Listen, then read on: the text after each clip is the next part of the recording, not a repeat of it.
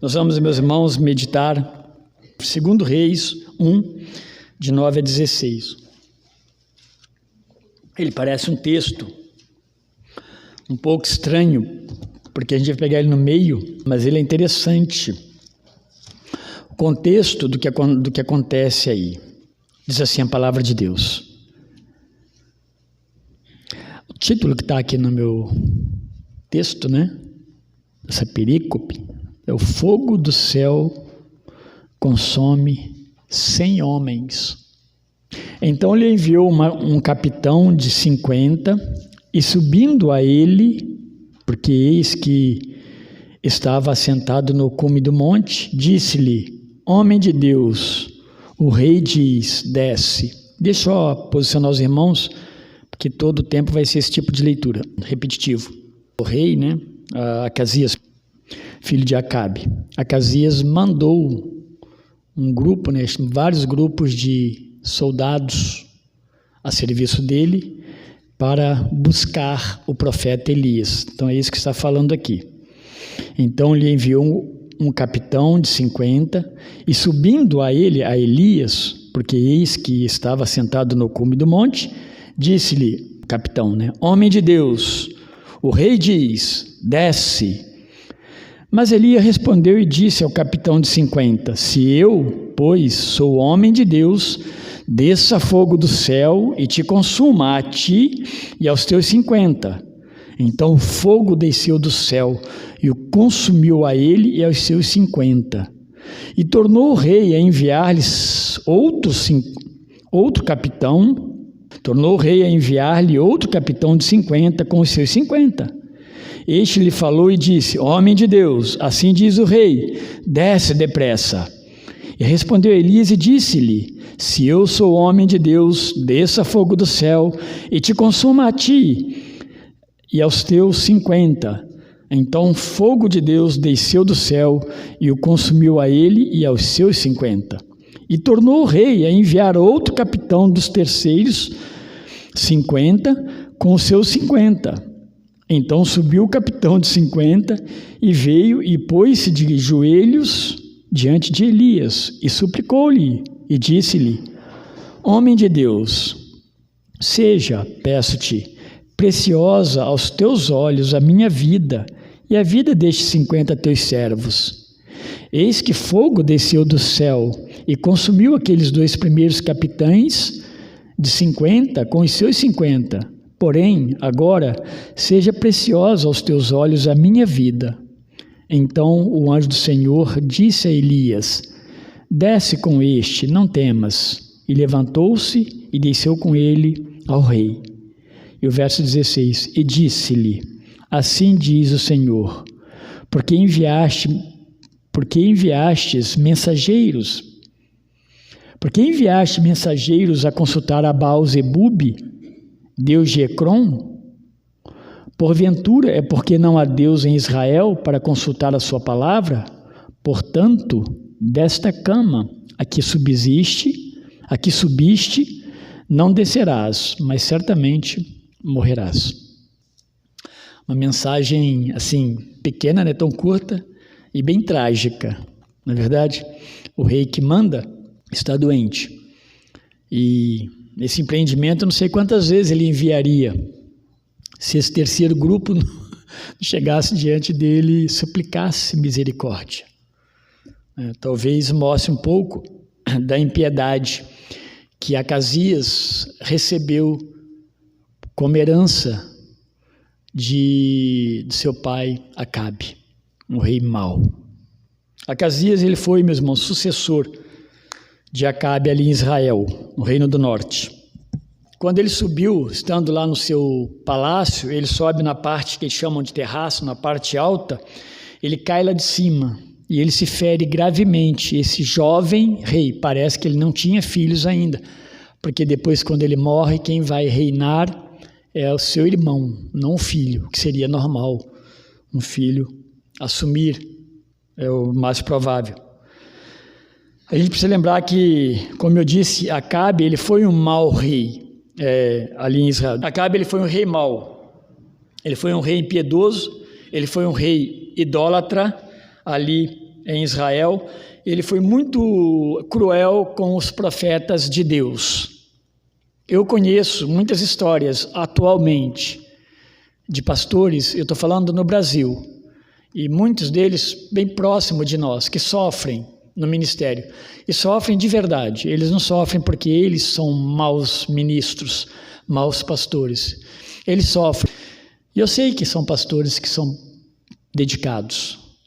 Esse é o tipo de sofrimento que ele está presente, que talvez não seja nem bem próximo do que acontecia aqui com Elias, ameaçado de fato de morte por inimigos do reino de Deus. Mas eu diria também que é muito difícil quando o mal ele está no meio do povo de Deus, de certa forma, convivendo como se fosse normal. Isso talvez seja pior, porque às vezes se torna sutil. Eu louvo a Deus, meus irmãos, por uma igreja que nós participamos, nós como pela primeira igreja batista. Graças a Deus, temos muitos desafios, meus irmãos, mas eu não posso falar que eu sofro no ministério, porque os irmãos não são incompreensivos, não amam a palavra. Quando acontece, é bem exceção, não é a igreja, não é a cara da igreja. Graças a Deus por isso. Elias sofreu muito nas mãos de Acabe, que foi o pai. E por causa dessa maldade, meus irmãos, Deus havia profetizado através de Elias o fim do reinado de Acabe. Se você pegar lá no primeiro livro, capítulo 21, alguns versos, lá está profetizado o fim do reino de Acabe. Então começou com ele, morreu numa guerra, numa luta, agora o filho assume, vai morrer, vai na sequência morrer Jezabel e vai ser comida pelos cães, porque no caso de Acabe, lambeu o sangue dele. Isso era terrível. Agora, ser comido por cães era terrível para um judeu. Depois agora vem o filho, depois virá o outro filho, e depois morrerão os 70 filhos, outros filhos dele. Era rei, tinha outras mulheres que tinham muitos filhos. É trágico. Um povo sem Deus, um reino sem Deus, é trágico. Uma casa sem Deus, uma cidade sem Deus, um país sem Deus, é trágico. Sofre, porque as ações e decisões, de fato, elas não estão submetidas à vontade de Deus. Isso vai se dar então, meus irmãos, começar a se dar plenamente pela morte agora, depois de Acabe, a morte do filho dele, que é Acasias. O verso 17, que nós não lemos, vai falar dessa morte. Depois seu irmão também assume e vai ser morto, né, coisa que não era muito comum dentro de um palácio de um rei em Israel. E Deus diz que ele seria morto, isso por profecia, ele seria jogado lá no campo de Nabote, né? Eu estou fazendo essa colocação, que isso aí foi uma ordem de Deus, e ele foi julgado lá. É interessante que passam-se anos, décadas, acasos aqui, de séculos, e a gente sabe, meus irmãos, que não importa o tempo, a palavra de Deus, ela se cumpre. Ponto a ponto. Depois esse homem, esse comandante chamado Jeú, por mandamento, obviamente, de Deus, para cumprir a promessa de Deus, ele mata Jezabel e vai matar esses 70 filhos de Acabe, e não fica ninguém da linhagem de Acabe para poder assumir ou contar algum tipo de história. Cumpre-se a promessa de Deus que o reino de Acabe teria fim. Quando a gente volta aqui para Acasias, que é o rei desse contexto que nós estamos lendo, que substitui Acabe, ele é filho de Acabe, ele sabia que a sua saúde estava debilitada, é óbvio, por causa da sua queda ali do terraço, ele estava mal, não se fala como é que foi, mas deve ter quebrado algum tipo de membro, perfurado talvez.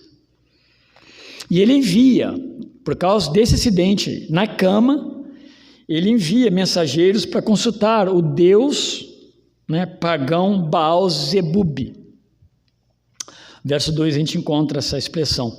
Baal-zebub era conhecido como o senhor das moscas. Dentro das divindades pagãs, ele livrava as pessoas das pragas das moscas. Então era o deus das moscas. E Acasias manda perguntar se ele seria curado ou não a Baal-zebub, um deus Ecrom, um deus de um povo vizinho, um deus pagão.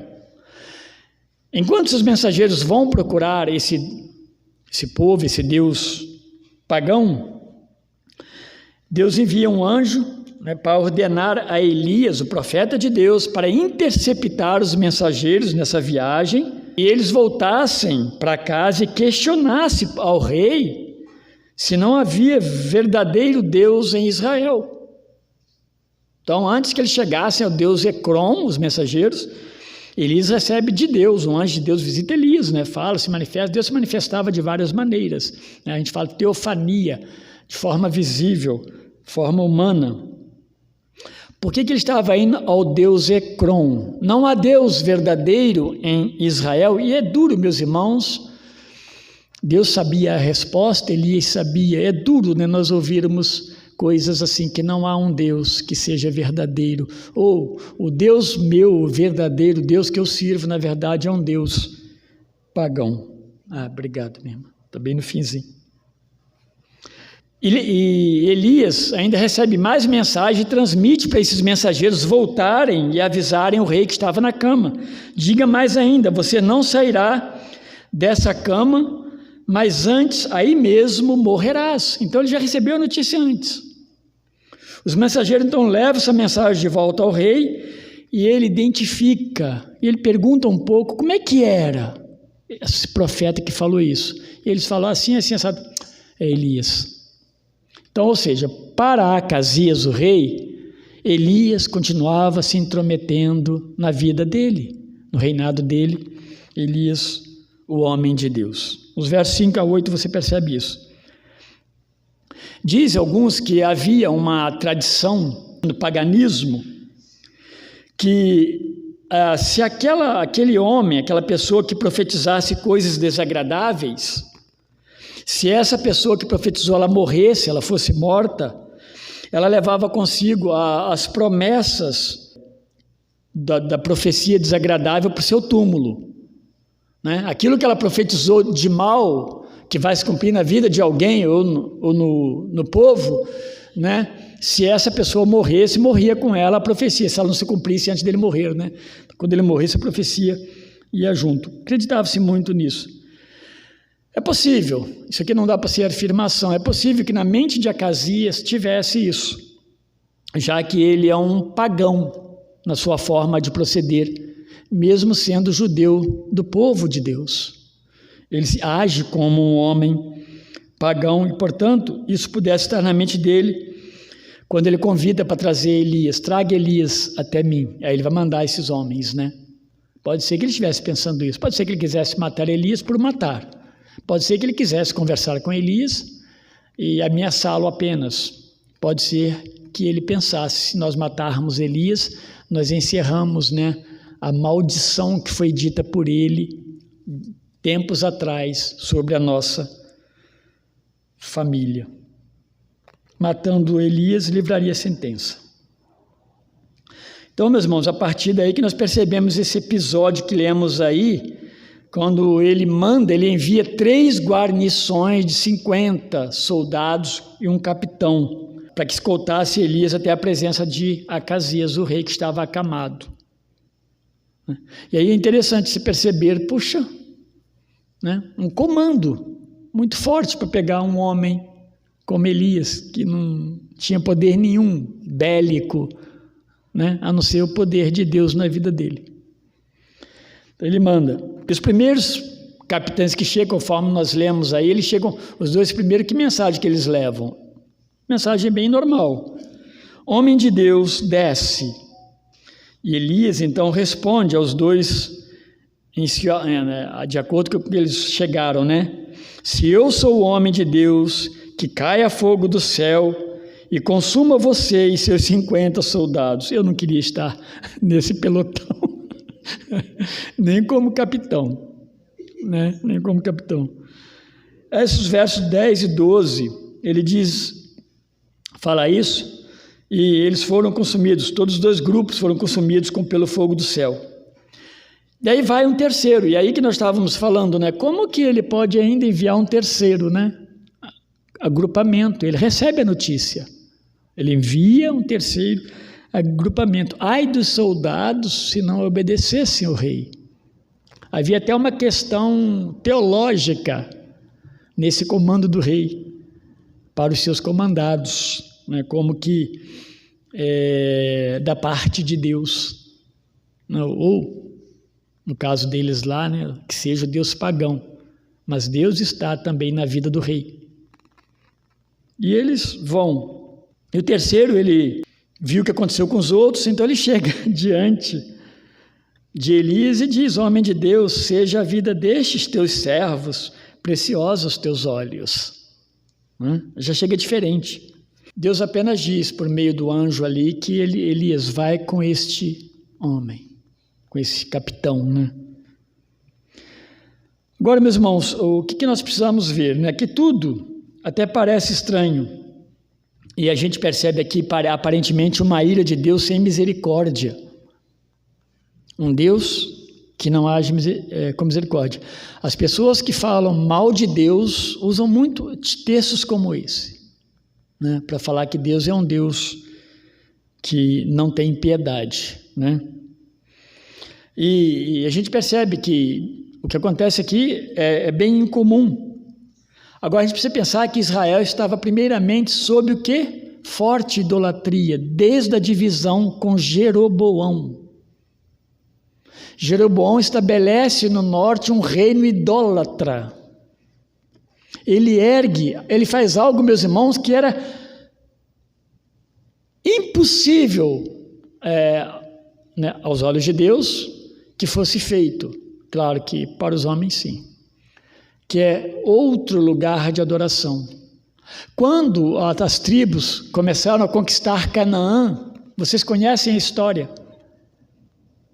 As tribos que ficaram aquém do rio, que pediram permissão e ganharam permissão para ficar aquém do Rio Jordão, chegou a notícia lá do outro lado do rio, nas outras 10 tribos, que haviam 2 tribos que ficaram lá atrás e que estavam levantando um altar a Deus e adorando lá.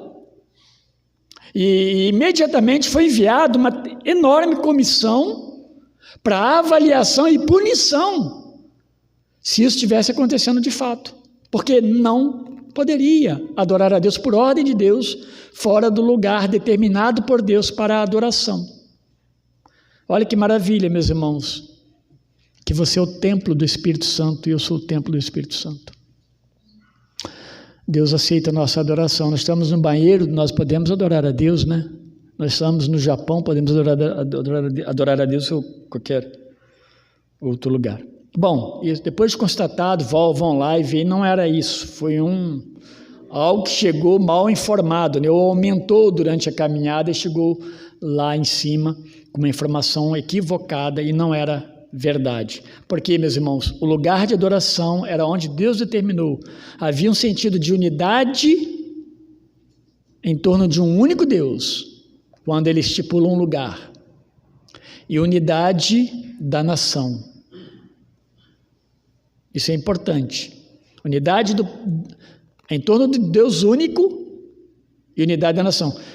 Naqueles dias, se cada um erguesse um altar ao Deus do céu, rapidamente, não precisou nem disso, né? Mas rapidamente teriam paganismos, né, de presentes no meio das congregações. É isso. Então, Israel estava fortemente se dobrando, ajoelhando-se diante dos deuses pagãos. A idolatria sempre foi uma afronta a Deus. E aí, esses 2 episódios aqui que a gente percebe de um julgamento bem abrasador, né, de fato foi fogo do céu, elas foram de fato mensagens também dramáticas de Deus, do Senhor, avisando que o rei e a nação, eles deveriam arrependerem-se e provariam o julgamento de Deus. Tão breve, né, tão próximo disso, houve lá no Monte Carmelo aquele desafio aos deuses, né, ao deus Baal e os profetas de Baal, e eles foram mortos. Mas é interessante como que a idolatria ela fica impregnada no coração das pessoas. E por que muitas vezes, meus irmãos, adorar o Deus verdadeiro é difícil e adorar o Deus pagão é fácil? Sabe por quê? Porque o Deus pagão, estou falando de forma bem geral, tá? O paganismo ou a idolatria permite que você sirva a si mesmo. O Deus que não é o Deus do céu e da terra permite as suas vontades, Ele te satisfaz, por isso que Ele é desejado. Ele permite que você seja do jeito que você é e você possa adorar do jeito que você adora. É por isso que dentro do cristianismo, quando nós entramos num caminho de um liberalismo teológico nessas profundidades, a igreja se perde no meio do caminho, porque ela começa a provar de uma porção de coisinhas que Deus não determinou. Não é fácil servir a Deus. Não é fácil como às vezes muitos pensam. Tá? E aqui Israel estava dobrado diante da idolatria. E agora Deus faz de forma dramática. Deus opera, né, com fogo do céu nesses dois comandos militares que foram. Acasias, ele já era o 8º rei ali de Israel. Né? O pai dele foi o 7º, agora ele era o 8º rei, e o paganismo era crescente, não diminuiu, né, com a entrada dele. Eles estavam agindo como as nações vizinhas agiam com relação à idolatria. O povo se esqueceu de tudo que Deus fez, que tentou mostrar para eles, né? A própria profecia, quando Acabe morre, é terrível. Porque vários falsos profetas profetizaram favorável que ele fosse à guerra, porque ele queria ouvir isso. Mas não era essa a mensagem de Deus. Um único profeta que fala, não vá, volte para casa, porque vocês vão morrer. Porque eu já vi na visão morte. Um profeta que fala o que eu não quero. Associa isso com o que eu acabei de falar. O Deus pagão. O Deus que nós criamos, muitas vezes, nós formamos o nosso Deus, porque Ele atende as nossas mazelas. Eu posso fazer o que eu quiser, depois eu falo com o Senhor e acerto tudo. Não existe isso. Deus não é assim. Então o povo se esqueceu de todas as lições que haviam passado, até do Monte Carmelo.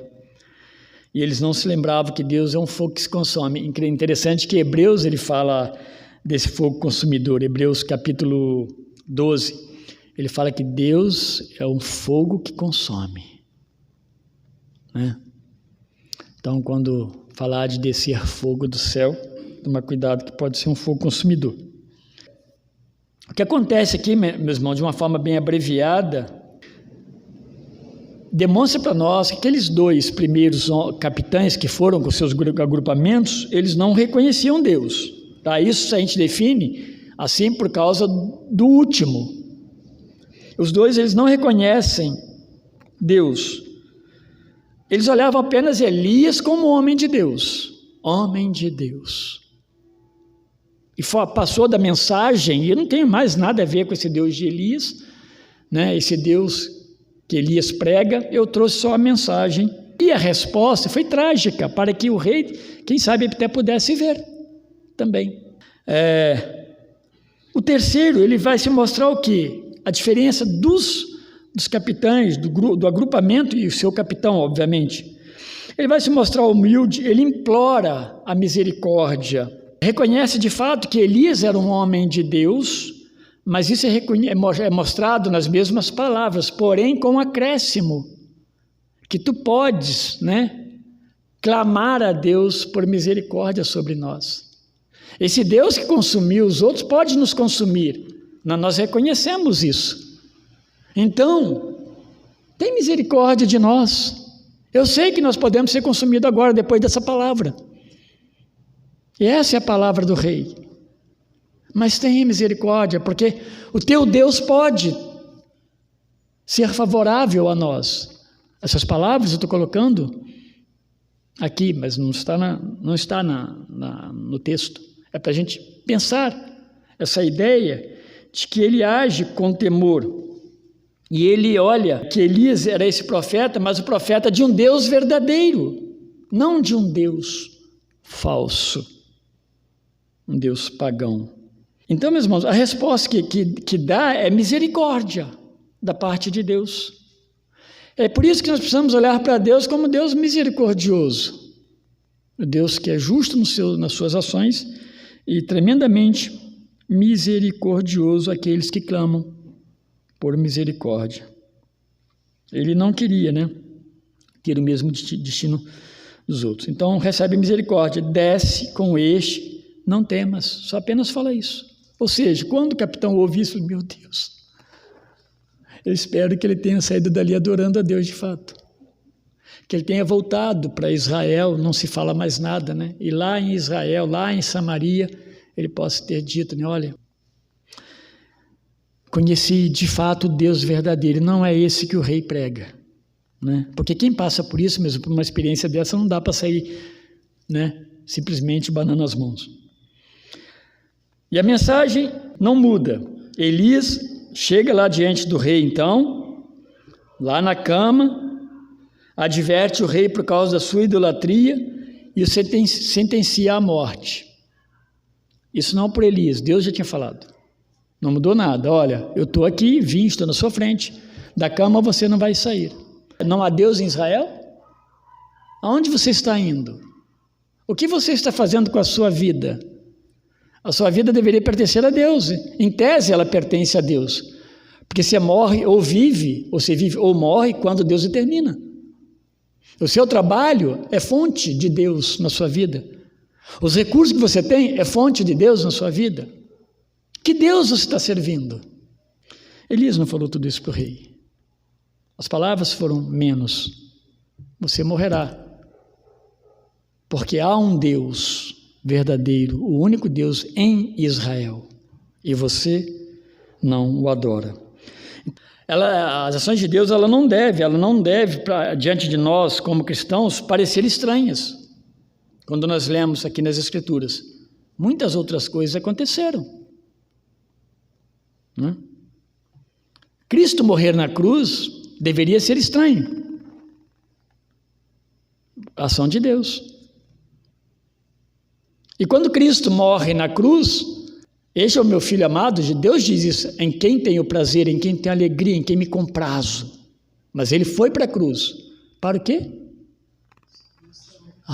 Mostrar a salvação, salvar milhões ao longo da vida humana, até o dia que ele pôr fim a todas as coisas. Então, num ato, Deus teve misericórdia do homem que não merecia misericórdia, a própria Bíblia diz.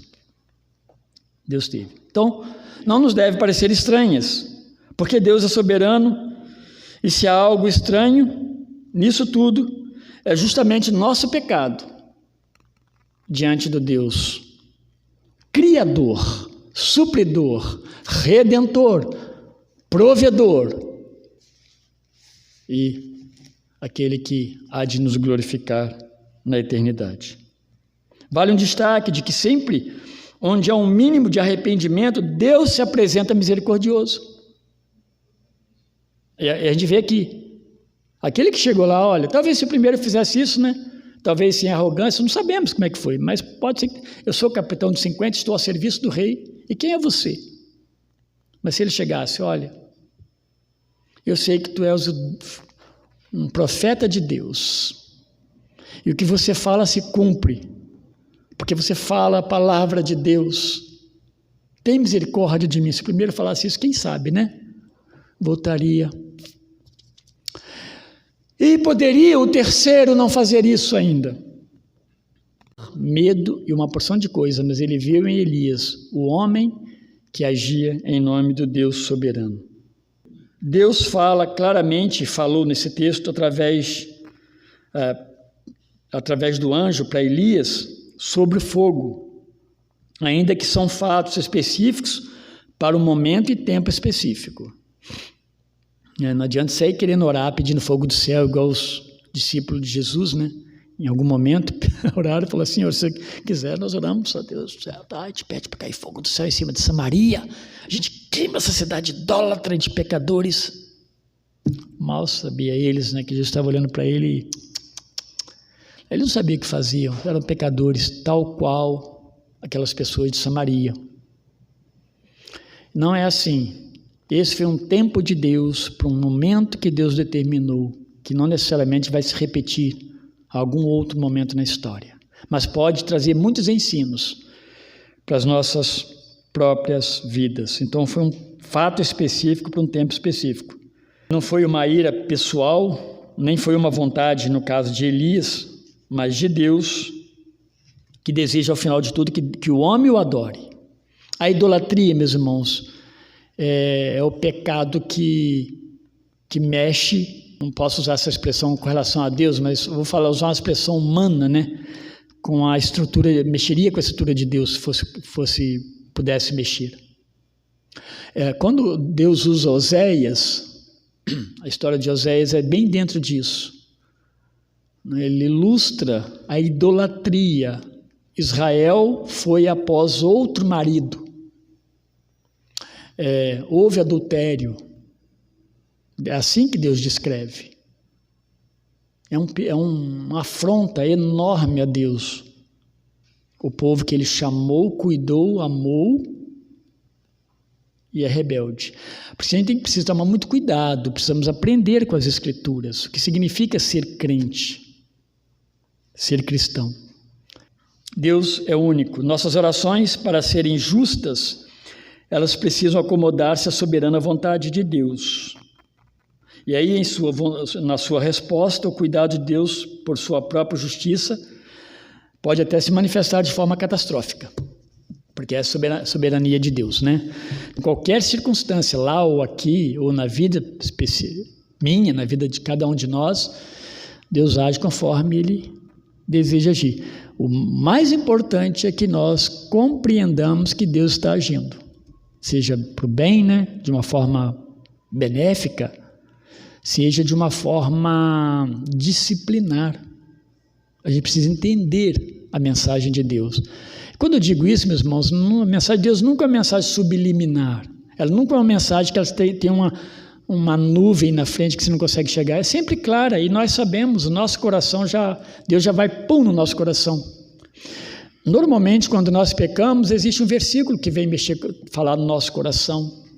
Existe algum tipo de afronta que Deus nos faz, que fica muito claro que nós precisamos nos arrepender. É disso que eu quero extrair desse texto, quando a gente orar a Deus, talvez orar sabendo que Deus age conforme Ele quer, mas também, quando ir diante de Deus, vá com humildade, sabendo que existe um Deus todo-poderoso e misericordioso, mas o Deus soberano. Quando nós pensamos em Isaías, quando ele vê, na sua visão, ele enxerga o trono de Deus, o que ele faz? Lê depois lá Isaías 6. Ele cai na terra. E a palavra dele é uma palavra de profunda consternação, tristeza, não tristeza por ele mesmo, por causa de ser pecador, e Deus Santo aparece. Todos os homens de Deus no Antigo Testamento, quando eles pensavam que viu Deus, ele falou: eu vou morrer, por causa da nossa condição de pecador e a santidade de Deus. Então, meus irmãos, pecado não agrada a Deus, mas Deus se agrada sempre com arrependimento e confissão. Agrada a Deus quando nós oramos pedindo perdão, agrada sempre a Deus. Deus nos ajude a compreender a vontade dEle, as respostas dEle para as nossas vidas e sempre sermos gratos. Se nós estamos em paz com Deus, fique em paz nas suas orações, nas respostas de Deus particular, ou para o país, ou para o mundo. Deus está agindo o tempo todo, né? E que Deus nos ajude a interpretar, né, os acontecimentos corretamente, sem ficar lançando profecia onde não tem profecia, né? Deus abençoe, meus irmãos.